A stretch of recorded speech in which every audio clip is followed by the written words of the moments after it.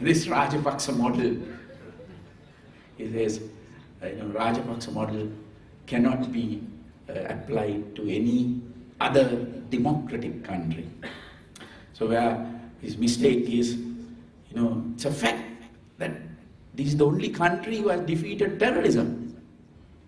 So if they think that there are certain things that not adopted, cannot be adopted in democratic country, that they must study that, they must analyze that and see how they can improve it. I'm sure that all the militaries wants to study our method.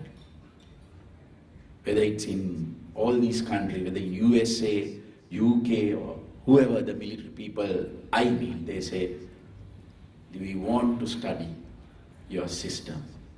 But of course the State Departments, Foreign Ministry sides talks differently. But the military departments wants to study this method. Because today all the countries in the world face this situation, face terrorism in some more way or other. So we are the only country, I think very successfully, completely defeated terrorism. But I think the most,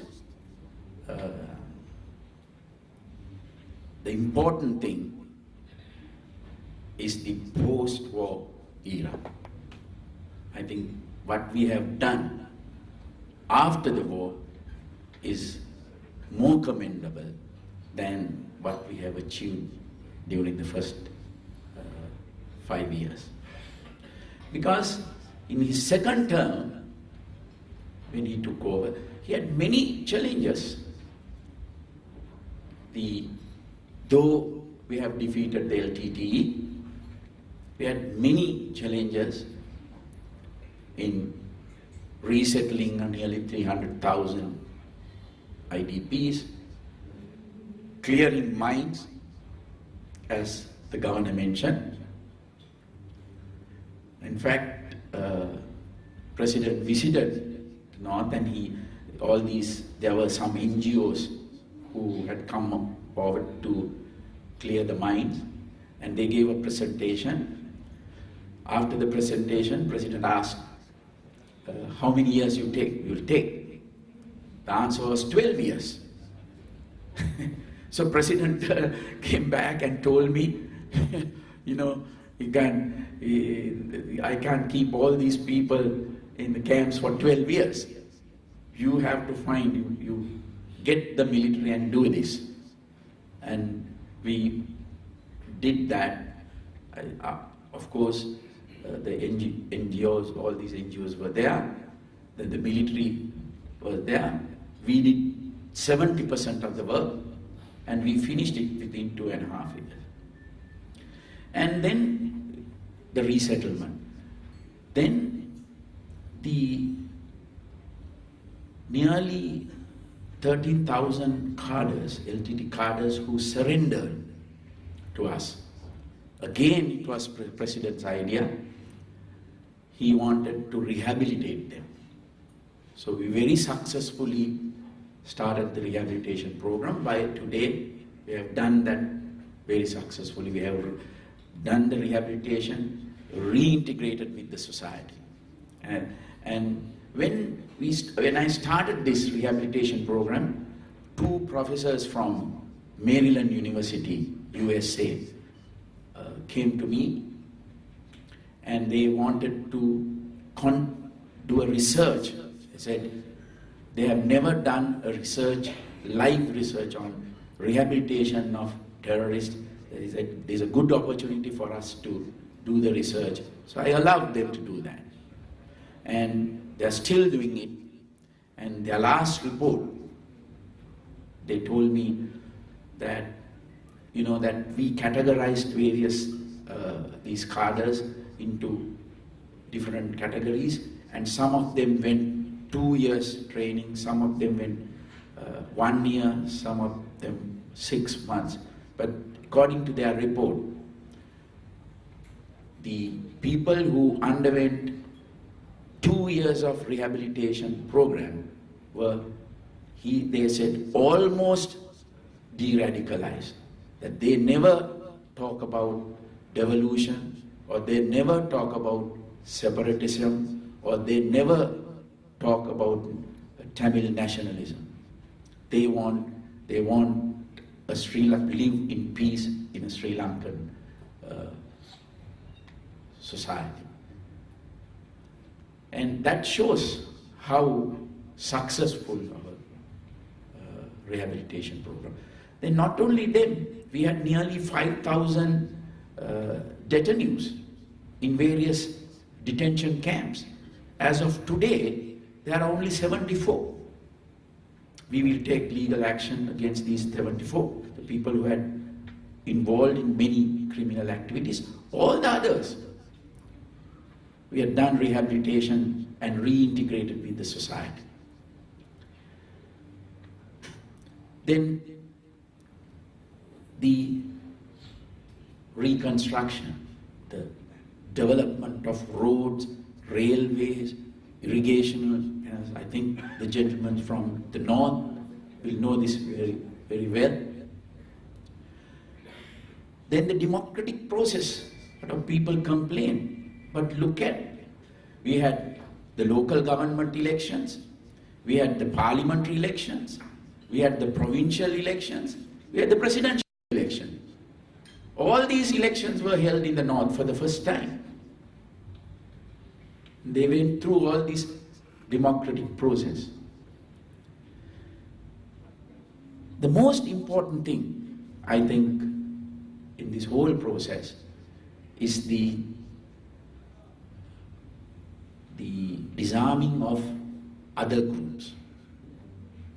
You know, over the years, the LTTE, when at the very beginning, we all know that there were many groups, not only LTTE. But Prabhakaran, they killed most of these leaders, and he believed in only LTTE. So some of these groups, like the EPDP, Karuna group, Plot, and all these groups, over the years supported the government in this fight against terrorism. But after defeating LTTE, we decided we should, if we have to bring permanent peace into these areas, we have to disarm these groups. It was a very difficult decision, because these are people who supported us. But then we had to tell them, look, true that you helped us, but to bring this peace, it's only the government forces should carry weapons. So some we have to use force to disarm them. These are some things that actually TNA doesn't appreciate. If I allowed them to carry weapons, the results of Northern Province elections would have been different. The Chief Minister, I'm sure, would have not been Vigneshwaran, it had been somebody else. But we wanted to bring peace into these areas. So that's a very important, I think, factor. Your TNA doesn't appreciate, the Western world doesn't appreciate. But these are things that we did very genuinely, very sincerely, to bring stability into the North and East. The other important factor actually I want to mention, though we defeated LTT, we knew that, I mean, if we were foolish to think that after defeating LTT, we knew that there were people, there were terrorists who did not surrender to the army or the military, who escaped Sri Lanka, who went to India and to other parts of the world. We knew that. So even we did not believe that the rehabilitees will be completely given up, de-radicalized and given up their thinking. Because we knew there were suicide cadres, intelligence cadres, trained cadres at various levels. So, but we did not relax. That's why even after 5 years, we maintain this security. That's very important. People might say that we have to withdraw military from these areas. We have strategically located the military camps, but we have withdrawn from day-to-day law and order issues. Today, the day-to-day law and order is maintained by the police. We are not getting involved. There are no checkpoints. We don't do search and searches. We don't have roadblocks. We have given that freedom. But we can't withdraw these troops from that area because we have to, it's a 30-year war. 30 years of, the ideology, changing the mind. So you can physically do things, but you can't change the mindset overnight. It takes time. Then we know the challenges from outside. The international network the LTT had is intact. This is why we took a great effort to bring KP back. It was another very successful intelligence cum diplomatic mission, operation that we did. That helped us to break this network to some extent, but we know that it is there. We know that the LTT cadres who are there, they were constantly trying to regroup, reorganize and do something. But after that, we change our tactics, we change how we approach this security situation. Actually, during this time, we had only one military intelligence unit, only one. After the war, I have created another 6, and we have 7 intelligence units. Because now there is no offensive, we can't conduct offensive operations. You have to approach this in a different way. So we approach in that way. That's why we never, they tried several times, we were able to defeat all these attempts. And that's how we made it. We didn't want to put this burden on them. We didn't want the normal citizens to think of that. We took that burden and we did this. Some people might think that it just happened. It just didn't happen like that. We had a very constant throughout, even after the defeat of LTT, we continued this. So we had a huge challenge on that. President had a huge challenge. Now, again, you all know the tremendous international pressure that is. We had to spend a lot of time on that, on these resolutions and all these things. We had to spend many efforts, we had to put a lot of effort on that angle.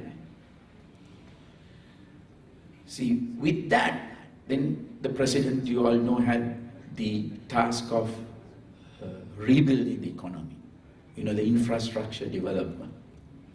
He had only 4 years actually after the defeat of something that he was running this country for 20 years.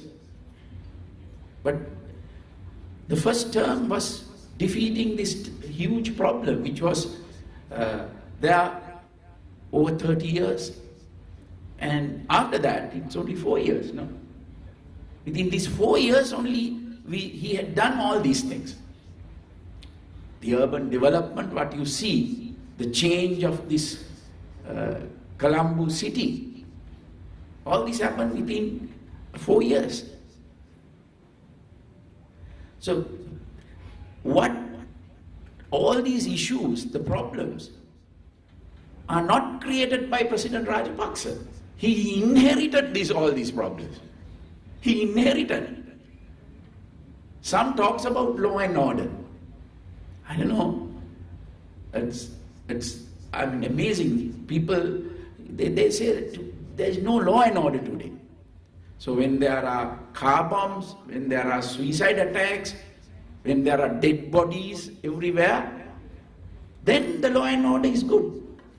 But when there is no dead bodies, and there are,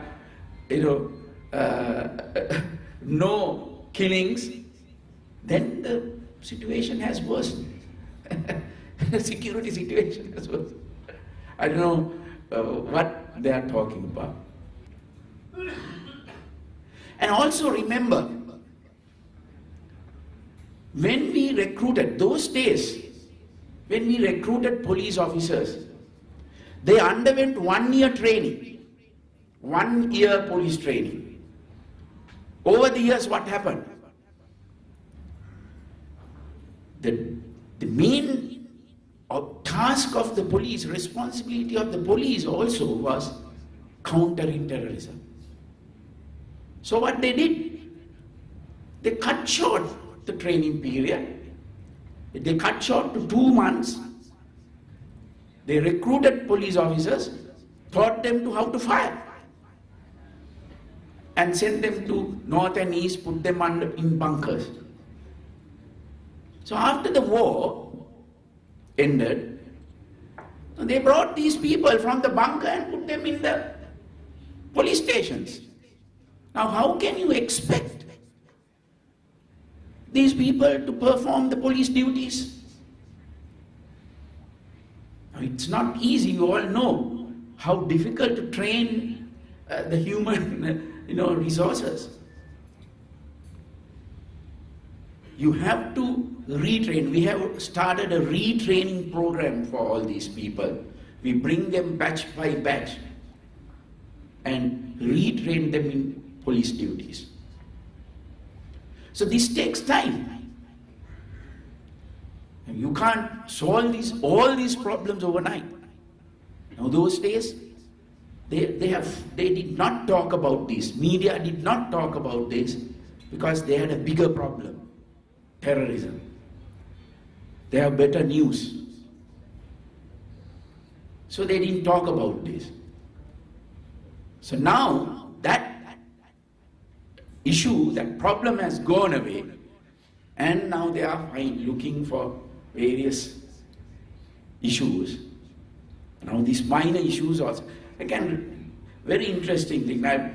In Colombo, when this whole thing was happening, Prabhakaran said, this time the war will be fought not in north and east, but in Colombo. It's true, he wanted to bring the war into the city. So we had a huge, and that whole operation IO was actually looking after. The police, the army, intelligence services, all these things in the whole of Western province. So every week I bring these people and had these discussions, meeting.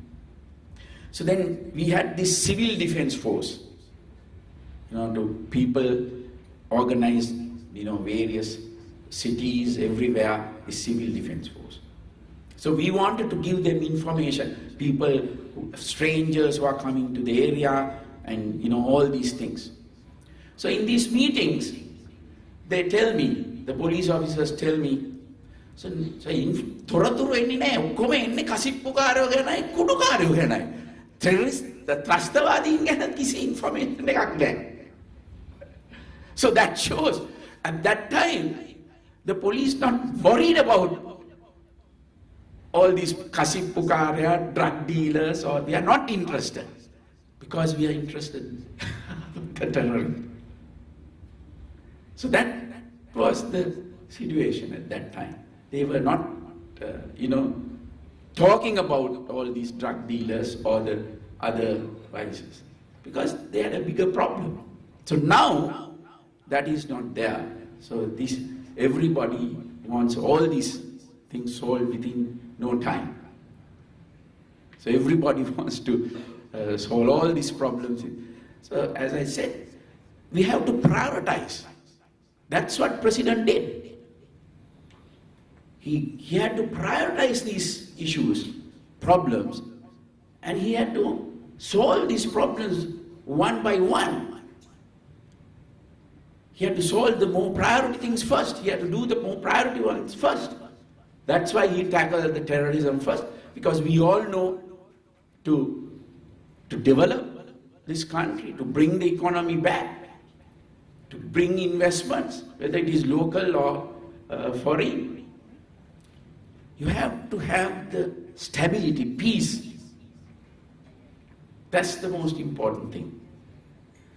So the responsibility of the government, I think, is to create the environment which is suitable for people to do their businesses, to do their jobs, to bring their investment, all that. That's what the government is doing, to create that situation. So one time, I had the opportunity to get former intelligence chief from Israel to get some advice on intelligence. That was in 2007, I think. So he came here, and I sat. The first thing he told me was, your country is filthy. He came to advise me on intelligence, but he was telling, you know, the first impression I get is very bad. I said, forget about that and tell me how we can improve the intelligence.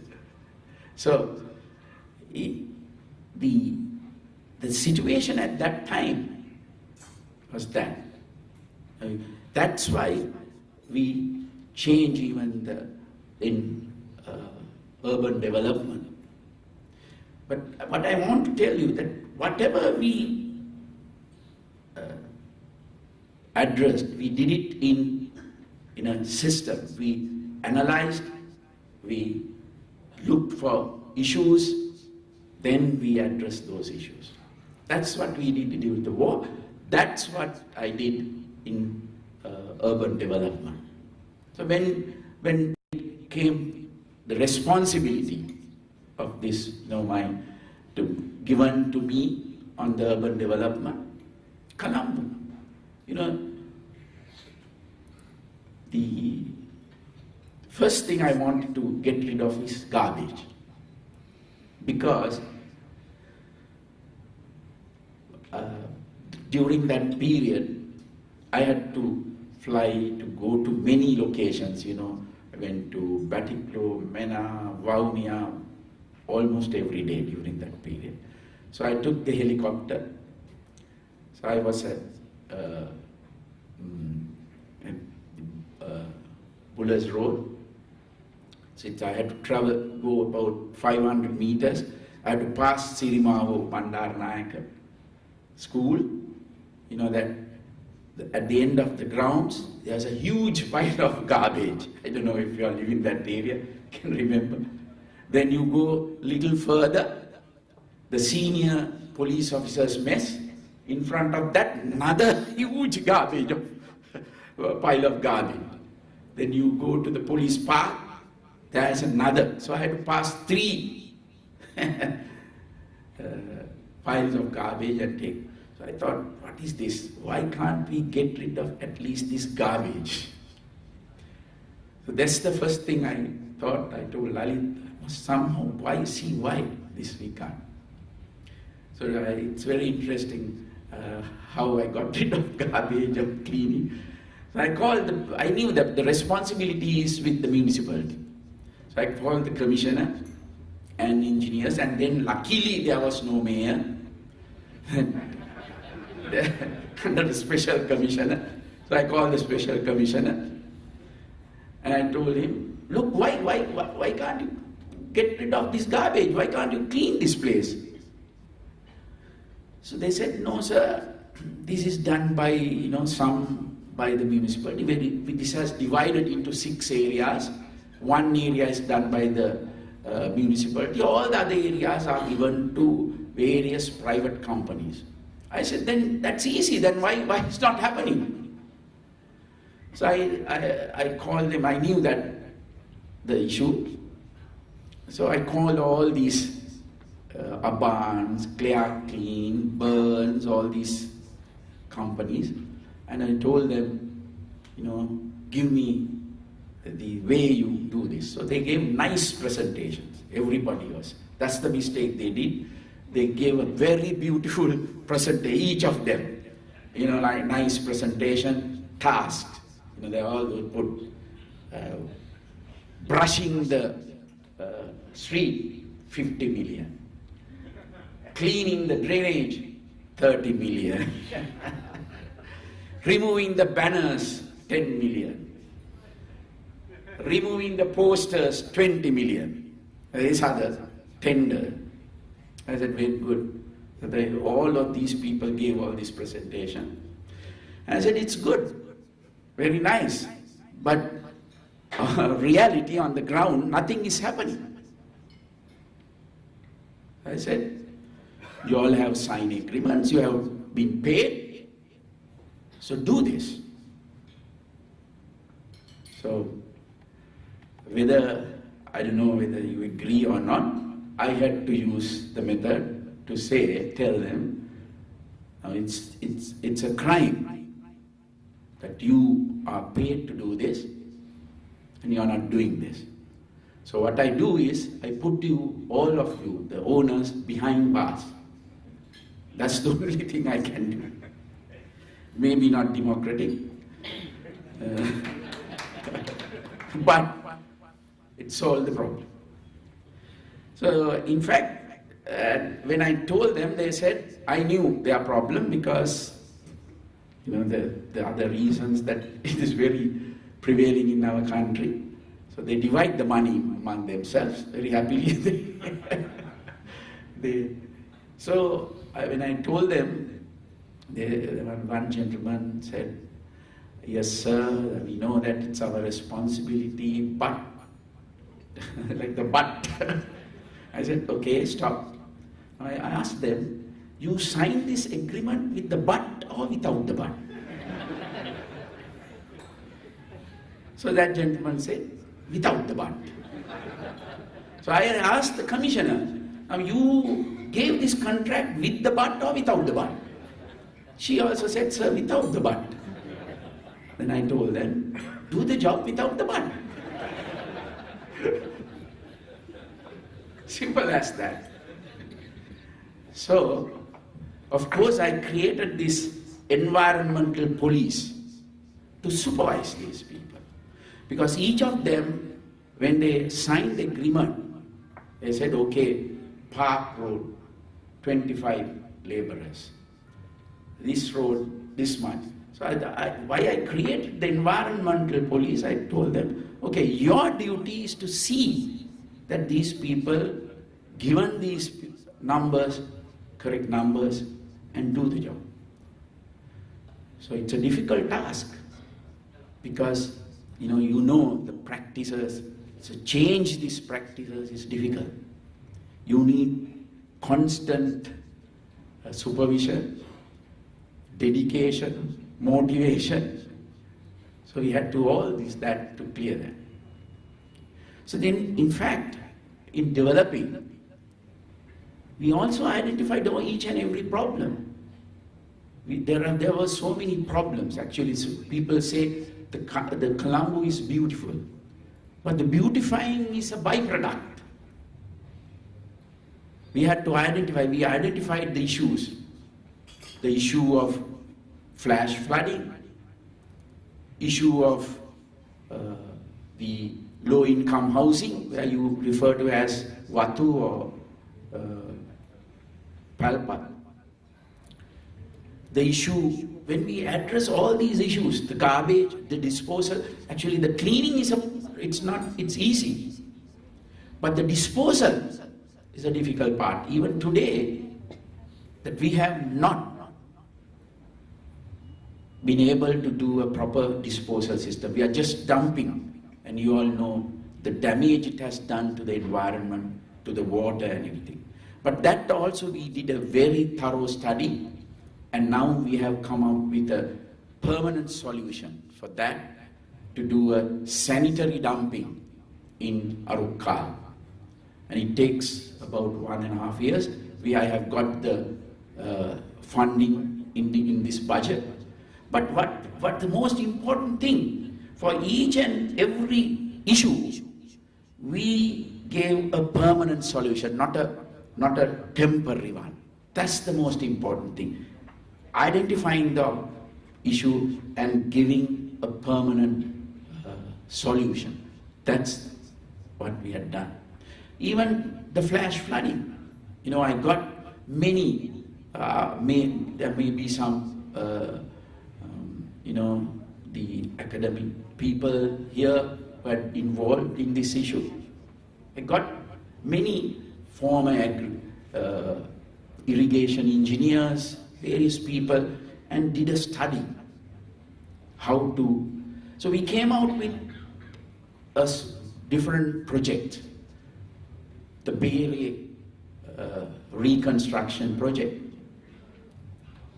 Diyavarnava reconstruction project, Verasaganga project, and we embarked on this project. And when we did the study, we found that the catchment areas in Colombo, which existed 50 years ago, are no longer there. 90% of the catchment areas are gone. 90% of the low-lying areas have been filled, and it's only 10% is today, and we have to protect that. So when we embark on this mission, so we followed all the international best practices of urban development. We came out with a plan of creating a people's friendly city, environmental friendly city, green city. That's why we had created many parks, many places for people to relax, many areas for people to exercise. So we have introduced these things so that the people can enjoy these things. That's why wherever we do something, the people use that, whether it is Nugegoda or whether it is here at the water's edge, whether it is at Bellangvilla, whether it is at Colombo Racecourse area, whether it is as Independence Square, everywhere, full of people. They were waiting for that. So that's what the government can do, to create this environment. This theatre win at water's edge. So when I started this, I wanted to protect Vihara Mahadevi Park, because that's the only park left for us. But unfortunately, that has been also destroyed by building various things. And these flower vendors, they come during the weekend, put up these takarang sheds. So I told them that you can't do this park because you are damaging this. This is a park. This is the only park available. So I understood. I told them, I will create a different place for you. And that's how I created this Diyatovena. And when I created that, I created in such a way so that I increased the quality of the place so that you attract more people. In fact, this was started with 84 people. Today there are 400 people, vendors. And I'm sure all these 400 people are earning more than what they were earning earlier. Because we created a place where to attract more people so that you give them more opportunities. So that is what we can do. Create an environment. These small businesses people can start small businesses. People can start their own enterprises. I have a very good example here. When I started this, the first phase, I come usually every day, sometimes in the evening, sometimes afternoon, sometimes at night to see you. So one Saturday when I was, going through the first phase, I saw two ladies were trying to, speak to me. So obviously, as usual, my security people were preventing them coming. So I said, let them come. So these two ladies came and told me, sir, we were selling, one said, sir, mama acharu vikunla, tamai mage jeevithe geniche, me mal vihara mahadevi paakeke tiyena kaale, mama acharu vikunla mage jeevithe. Anit a lady kiwa, කාන්තාව කිව්වා සමන් තේ විකුණලා තමයි මගේ දැන් අපේ රස්සාව නැහැ sir මෙතෙන්ට එන්න දෙන්නේ නැහැ කියලා. මම කිව්වා මේක මේ මට ඕන උනේ නැහැ මේක එක එක්කෙනා ඇවිල්ලා මෙතන විවිධ දේවල් විකුණලා මේක එතන වෙනත් තැනක් විදියක් කරන්න ඒකයි මම මේක නැවැත්තුවේ. මොකද මම ලස්සන කරත්ත දෙකක් හදලා දෙන්න ඔය දෙන්නට if you come today, even if you go now, you will see that acharu card. Then I started this food court. I don't know whether you all have visited this place, the food court. So when I was doing this food court for the second phase, this lady who, the younger one who was selling tea, another day when I was going, approached me and said, sir, can you give me one shop in that place? I said, I gave free card to you, but I can't give free shop here. But you have to bid and you have to pay the normal rent. And he said, yes, sir, you don't have to give it me free, I will give, but give me one.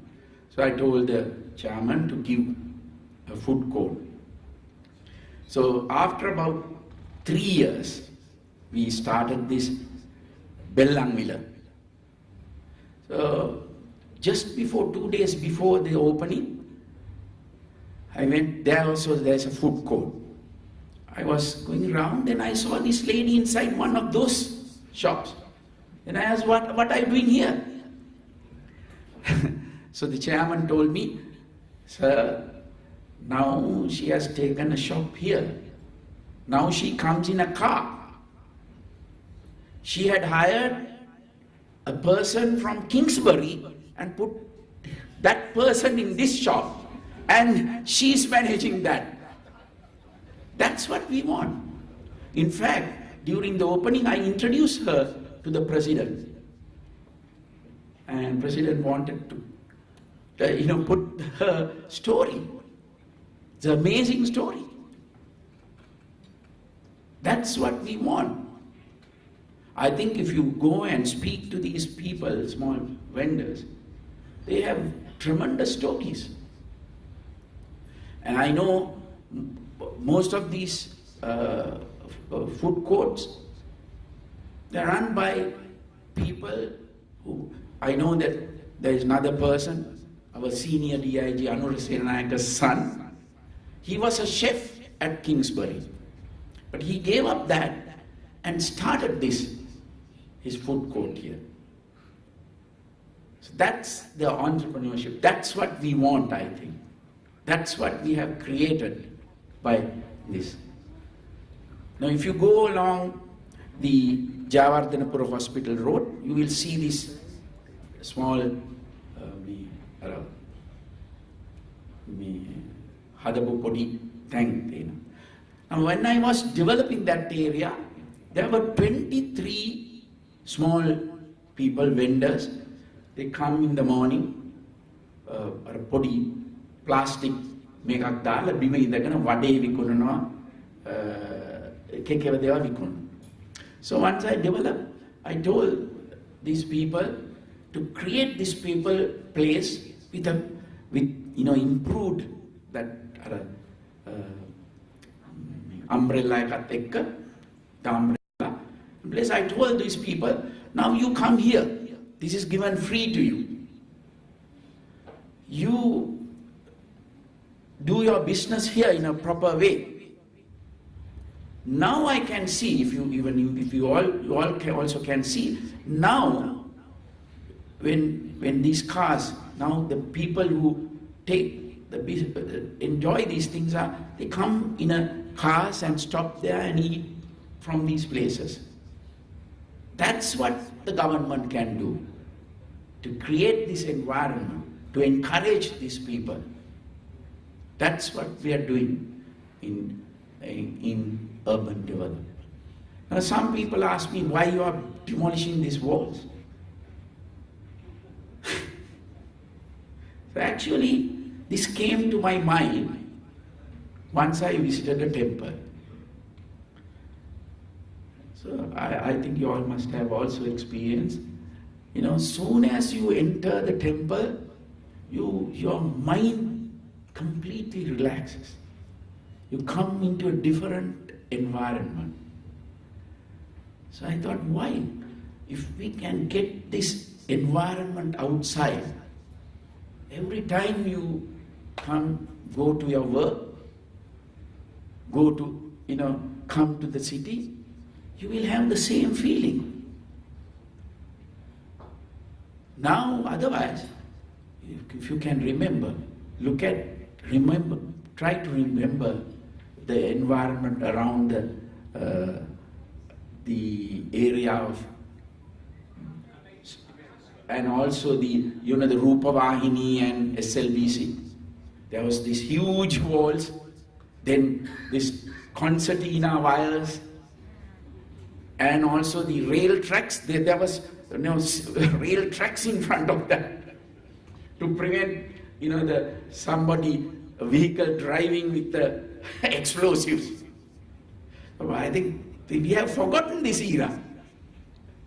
Everywhere, these concertina wires, these steel barricades to prevent people coming, because I think governor, his bank has experienced that. So to prevent that. And today these things are not there. Now when you remove that, all these barriers, all these walls and all these things, then you come to an environment where you're relaxed.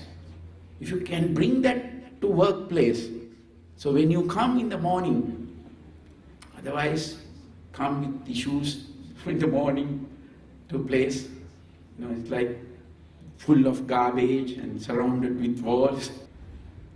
So we approach these problems with, studying these and approach in a proper manner.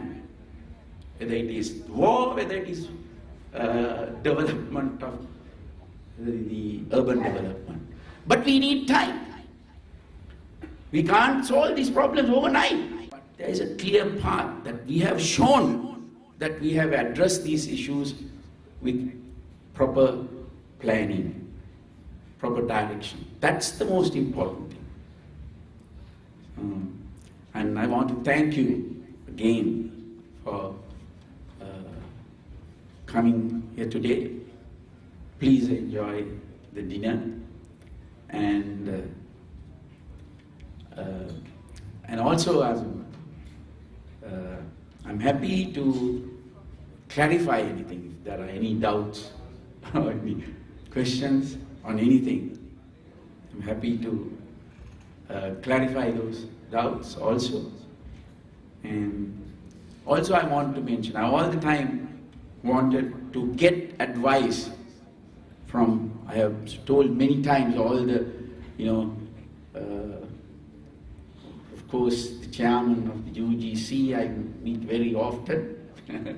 I have told her, please get the professionals to me.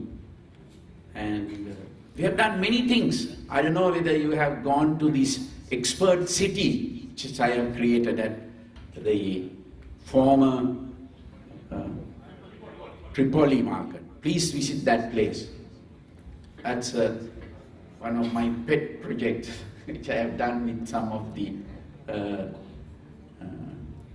professionals. It's a very interesting place. And one Harsha Subasingha one day, he was, I think, very young entrepreneur who has a very successful business, coat chain.